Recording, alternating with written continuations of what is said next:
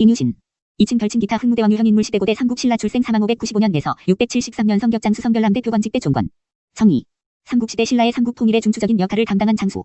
개설. 증조부는 532년 신라에 투항한 금관가야의 구혜왕이며 할아버지는 무력, 아버지는 서현이다. 어머니는 만명부인이다. 어머니의 증조부는 지증왕, 할아버지는 진흥왕의 아버지인 입종달문왕, 아버지는 수필종이다. 수필종은 만명을 감금하면서까지 서현과의 혼인을 반대한 바 있다. 이는 신라에 투항한 가야 왕족이 당시에 비록 진골 귀족으로 편입되어 있기는 했지만 왕족 출신과 통혼할 만한 대귀족은 되지 못했기 때문이었던 것으로 보인다. 신라에서 금관가야 왕족의 후예들은 신라 왕족의 김씨와 구별하여 신김씨라 칭하기도 하였다. 삼국 사기는 서현과 만명이 야합했다고 기록하고 있다. 한편 수필종이 만명을 감금한 곳에 갑자기 벼락이 쳐서 만명이 탈출하여 서현과 다시 만나게 되었다는 설화도 전한다. 이러한 설화는 둘의 혼인이 파격적이고 극히 어려운 상황에서 이루어졌음을 보여준다. 그리고 그 사이에서 태어난 김유신의 출신이 같은 진골 귀족이라 해도 당시 신라를 주도한 대귀족들과는 차이가 있었음도 암시해준다. 이러한 상황은 그가 누이를 김춘추와 혼인시킬 때의 극적인 과정에서도 확인할 수 있다. 김춘추와 사통하여 임신한 누이를 화형시키려고 하자 그 사실을 안 선덕여왕이 나서서 극적으로 혼인을 성사시킨 것이다. 이는 이 무렵까지도 그의 가계가 왕실과 정상적인 방법으로는 혼인하기 어려운 처지였음을 보여준다.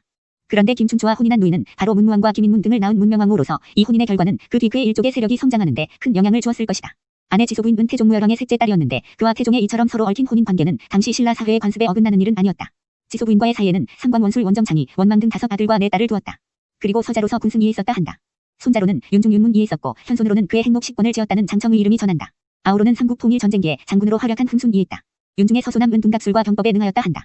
지금의 진천 길상산 은고려 때 태령산으로 불렸고 김유신의 태를 안치했다 하여 신라 이래로 김유신사를 세워 봄 가을로 국가에서 형을 내려 제사하게 했음이 전해지고 있다. 감금에서 탈출한 만명은 만노군 의태수로 부임하는 서현을 따라갔고 그곳에서 595년 김유신이 출생한 듯하다. 활동사항. 김유신은 15세에 화랑이 되어 용화현도라 불리던 자신의 난도를 이끌었다. 그 무렵 화랑 수련 과정의 활동은 그에게 수련과 배움의 과정이 되기도 했지만 이때 맺은 난도들과의 유대 관계도 장성한 뒤의 활동의 중요한 토대가 되었을 것으로 보인다.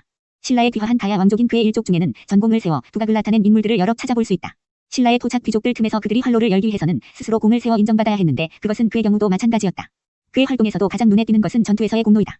그가 세운 큰 전공으로 전하는 것 중 최초의 것은 629년 34세 때의 일이다. 당시 신라군은 고구려 낭비성을 공격했는데 1차 접전에서 패배하여 전의를 상실한 상태였다. 이때 중당당주로 출전한 그는 단신으로 적진에 돌입하여 유린함으로써 신라군의 사기를 북돋워 크게 승리하는 데 공을 세웠다. 김춘추는 642년 대제의 침공을 막기 위하여 과거 적대 관계에 있기도 했던 고구려에 청병하러 갔는데 이에 앞서 교섭 과정에서 일어날 위험에 대해 그와 상의하고 서로 목숨을 건 맹세를 했다. 그들은 당시 신라 조정에서 아직 최고 서열에는 들지 못했지만 보수적인 신라 귀족 사회에서 큰 변화를 일으키게 될 그들의 정치적 결속이 이때 이미 뚜렷하게 나타난다. 이 무렵에 주는 지방 행정 단위로서보다는 군사 작전 구역으로서의 성격이 강하였고 주에 파견된 군주도 지방 주둔군 사령관으로서의 성격이 컸다. 642년 김춘추가 고구려를 향해 떠날 때 김유신은 암양주 군주가 되었는데 이때부터 신라에서 중요한 군사 직책을 맡게 되었다. 이후 그의 활약은 뚜렷해진다. 644년에는 소판이 되었고 그해 9월 상장군으로 대제 원정군의 최고 지휘관이 되어 전략상 요충인 다해성, 성열성, 동화성 등 7개 성을 점령하였다. 이듬해 정월에는 원정에서 돌아오자마자 대제가 메리포성에 침입하였다는 급보를 받고 가족도 만나지 않은 채 다시 출전하여 승리하였다. 그해 3월에도 귀환하기 전에 또 대제의 침입으로 출동하였는데 이때의 유명한 일화가 전한다. 당시 전열을 정비하여 즉시 떠나게 되자 문 밖에 나와 기다리는 가족들을 돌아보지도 않고 50부쯤 지나쳐 말을 멈춘 뒤 집에서 물을 가져오게 하여 마셨다. 그리고는 우리 집 물이 아직도 예전 같은 맛이 있다고 말하고 출발하였다. 이에 군사들이 모두 이르기를 대장군도 이러하거늘 우리들이 어찌 가족과 떨어짐을 한스럽게 여기겠는가 하고는 분발하여 나아가니 대제군이 그 기세만 보고도 퇴각하였다고 한다. 또한 647년에는 귀족 내부의 반란 진압에 중요한 구실을 하였다. 특히 그 반란의 결과는 그 뒤 신라 정계의 변화에 중요한 계기가 되었다. 반란 세력의 우두머리는 당시 귀족회의 장인 상대 등 기담이었다. 그들은 여왕은 정치를 잘 할 수 없다고 주장하며 명월성을 거점으로 월성의 왕족 세력을 공격하였다. 반란군과 대치한 지 8일 만에 선덕여왕이 죽는가 하면 흉조라고 믿어지던 유성이 월성 쪽에 추락하여 왕실 측의 사기는 위축된 반면 반란군의 사기는 충천에 있었다. 이때 그는 새로 등극한 진덕여왕과 귀족들을 이치로서 설득하는 한편 종교적인 제전과 계략으로 왕실 쪽 군중의 사기를 북돋워 반란군과의 결전에서 승리하였다. 반란이 진압된 뒤 상대등이 된 알천은 신라의 전통적 귀족이었다. 또한 반란의 진압에서 전통적인 귀족들의 힘이 컸음은 분명하다. 그러나 그 과정에서 김유신은 가야계 출신이면서도 신라 중앙정부의 운명을 결정하는 데 큰 구실을 했고 또 그로 인하여 그의 영향력도 커질 수 있었다. 삼국 사기에는 비담의 반란 후 진덕 여왕대에 치러진 3차례의 대규모 전투가 기록되어 있는데 그는 그 전투들에서 최고 지휘관을 맡았다. 진덕여왕 1년과 2년의 전투에서는 암양주군주로서 그 일대의 전투를 지휘했으나 진덕여왕 3년의 전투 당시에는 대제의 대대적인 침입을 막기 위하여 중앙군으로 편성된 군단을 지휘하였다. 당시 대제의 지휘관급 백인과 군졸 8,900여인을 죽이거나 사로잡고 전투 말 1만 기를 노획했다는 전과를 고려할 때 신라 쪽에서도 주력 부대를 투입한 대규모 방어군단을 편성했음을 알 수 있다. 지휘관 편성을 놓고 보아도 대장군의 김유신, 그 아래 장군들의 진춘, 축지, 천존 등이 임명되었는데 이들은 당대의 명장들이자 정치적으로도 큰 비중을 가지는 인물들이었다. 654년에는 신라군대 통수부의 중심적 위치에 서서 세 왕의 추대에 중요한 구실을 한 것으로 보인다. 진덕여왕이 죽자 당시 귀족회의에서는 상대 등이던 알천을 왕으로 추대하였다. 그러나 다음 왕에 즉위한 것은 김춘추, 국 태종무열왕이다. 귀족회의의 추대를 뒤엎고 태종이 즉위하기까지의 과정에 대해 신라 본기에서는 왕의 추대된 알천이 굳이 사양하고 대신 김춘추를 추천하여 김춘추가 3번 사양한 다음 부득이 즉위했다고 설명하고 있다. 그러나 귀족회의의 결정이 번복된 과정이 실제로 그처럼 평화적이고 순탄했다 해도 그 이면에는 당시 김춘추를 지지하는 세력이 존재했음을 생각하지 않을 수 없으며 그는 그 중요한 지지 세력의 하나였던 것으로 보인다. 태종무열왕과는 젊어서부터 친분이 있었고 누이 동생이 태종무열왕에 비었으니 그들의 개인적 유대는 대단히 깊었다.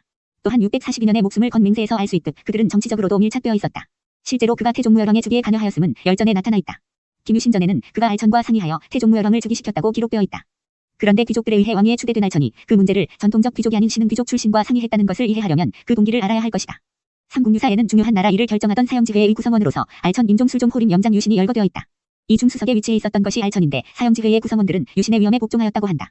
이는 귀족회의의 공식적인 순회는 상대 등인 알천이었으나 비공식적인 실세는 그가 장악하고 있었음을 나타내는 것이다. 이를 통해 알천이 전통적 귀족이 아닌 그와 상의하여 왕위를 양보하게 된 동기를 이해할 수 있다. 또한 왕위가 태종무열왕에게 돌아가게 된 때에도 태종무열왕에 대한 그의 긴밀한 지지가 크게 작용하였음을 알 수 있다. 태종무열왕의 즉위 후 그의 정치적 위상은 더욱 높아졌다. 신라본기에는 태종무열왕의 즉위 다음 해 그의 관등이 대각간으로도 나타난다. 그해 10월에는 태종무열왕의 셋째 딸 지소와 혼인하였다. 이는 태종과의 결속이 더욱 긴밀해졌음을 반영하는 동시에 종전과는 달리 가약의 출신으로서의 제약을 벗어나 왕실과도 통혼하게 되었음을 보여준다. 660년 정월에는 귀족회의의 순행 상대 등이 되어 삼국통일 전쟁 과정에서 신라를 이끄는 중추적 구실을 하게 되었다. 그해 그는 신라군을 이끌고 당나라 군대와 함께 백제를 멸하였다. 태종무열왕을 뒤어 문무왕이 즉위한 뒤에도 그의 정치적 기중은 약화되지 않았다. 661년 6월에는 고구려를 원정하였다. 이 원정에서 그는 고구려 평양성을 공격하다가 군량이 떨어져 곤경에 처한 당나라 군대를 지원하기 위해 고구려 중심부까지 왕복하는 결사적인 수송작전을 펼쳤으며 당나라 군대가 퇴각하자 이듬해 정월 고구려군의 매복과 추격을 물리치고 돌아왔다.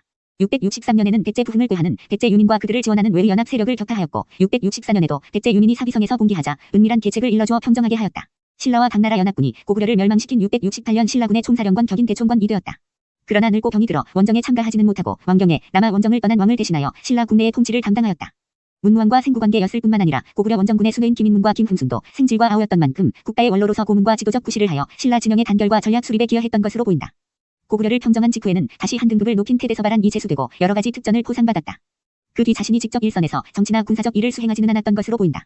그러나 신라 지배층 원로로서의 자문력은 계속한 것으로 보이며 고구려 멸망 후 본격화된 당나라와의 투쟁에서도 지도적인 구실을 한 것으로 보인다. 672년 성문 벌판의 전투에서 신라군이 당나라에 참패했을 때 문무왕이 그에게 자문을 구한 사실이 기록에 나타난다. 그는 일찍부터 당나라의 대국주의 야욕을 간파하고 그에 대비하고 있었다. 660년에는 그가 백제군의 결사대를 격파하느라 당나라군과의 합류 지점에 늦게 도착하자 당나라의 소정방은 이를 빌미로 신라 장군의 참수를 명하여 신라군의 통수권을 장악하려 하였다. 이때 그는 먼저 당나라군과 결전하겠노라며 단호히 맞서 소정방의 기도를 무산시켰다. 또한 백제가 정복된 해에 당나라는 그와 김인문에게 백제 지역을 분봉해주겠다고 유혹함으로써 신라 지배층의 분열을 획책하며 신라를 침공할 기회를 노렸다. 그러나 이때 역시 이러한 유혹을 거절하여 신라 지배층의 결속을 굳힘으로써 당나라의 계략을 무산시켰다. 한편 고구려가 온전하는 상황에서 당나라와의 정면 대결을 피해 신라군을 백제우민군으로 위장하여 당나라군의 행동에 군사적인 대처를 하였다. 당시 소정방은 신라는 상하가 굳게 결속되어 작지만 쉽게 정복할 수 없다고 본국에 보고하였다 한다. 그 뒤에도 당나라는 665년에 그를 봉상정경 평양군 개국공 시급 2000호로 봉하는 등 유혹의 손길을 뻗쳐왔다. 그러나 그는 국제관계 속에서 당나라가 신라에 대해 무엇을 노리고 있는지를 간파하고 이에 대처함으로써 당나라의 침략 야욕을 분쇄할 수 있었다. 그 이면에는 스스로를 엄격히 단속하며 신라 가중의 결속과 사기를 북돋우려는 한결같은 노력이 있었다. 연속되는 출정 중에 가족들이 기다리는 집 앞을 돌아보지도 않고 지나친 일이나 혹독한 추위 속에 행군의 군사들이 지치자 어깨를 드러낸 채 앞장섰다는 일화, 그리고 아들인 원술이 당나라군과의 전투에서 패배하고 도망해오자 왕에게 참수형에 처하라고 건의하고 끝까지 용서하지 않은 일 등은 이러한 노력의 단면들이다. 그가 죽자 왕은 성대한 의장을 거추어 금산원 내 장사 지내게 하고 길을 세워 공적을 기록하게 했다 한다. 뒤에 흥덕왕은 그를 흥무대왕으로 추봉하였다.